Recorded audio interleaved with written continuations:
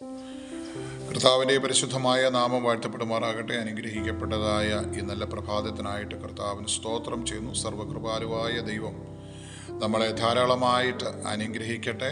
ഇന്ന് ഈ പകൽക്കാലത്തെ ചിന്തയ്ക്ക് വേണ്ടിയിട്ട് ഒരു വാക്യം വായിക്കുവാനായിട്ട് താല്പര്യപ്പെടുകയാണ്. യെശയ്യാ പ്രവാചകന്റെ പുസ്തകം 41 അധ്യായം അതിൻ്റെ 15 വാക്യം. അവിടെ ഇപ്രകാരം നമ്മൾ വായിക്കുന്നു: ഇതാ ഞാൻ നിന്നെ പുതിയതും മൂർച്ചയുള്ളതും പല്ലേറിയതുമായ മെതിവണ്ടിയാക്കി തീർക്കുന്നു. Praise the Lord.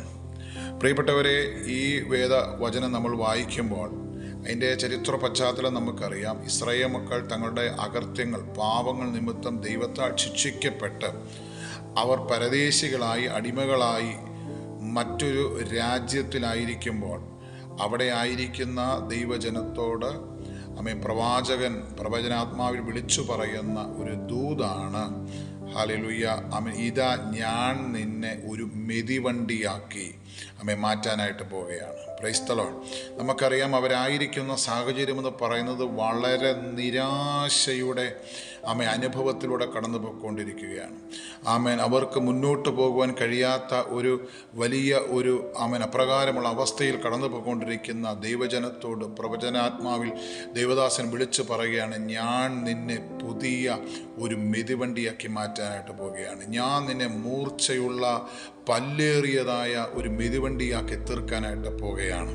Praise the Lord. Hallelujah. ആമേൻ.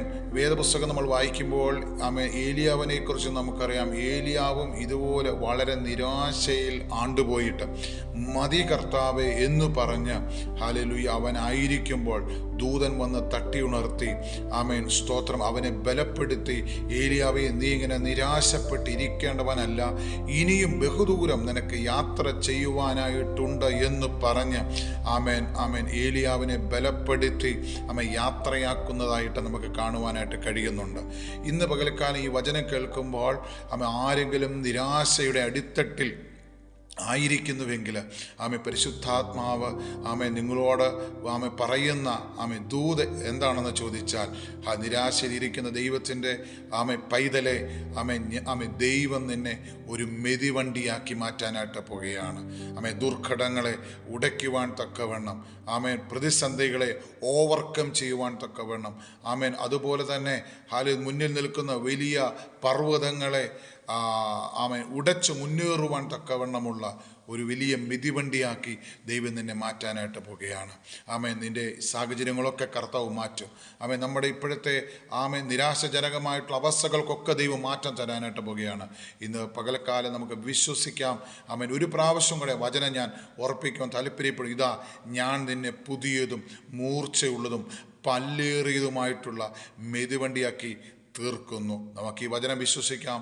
ദൈവം നമ്മളെ ധാരാളമായിട്ട് അനുഗ്രഹിക്കുമാറാകട്ടെ. ആമേൻ.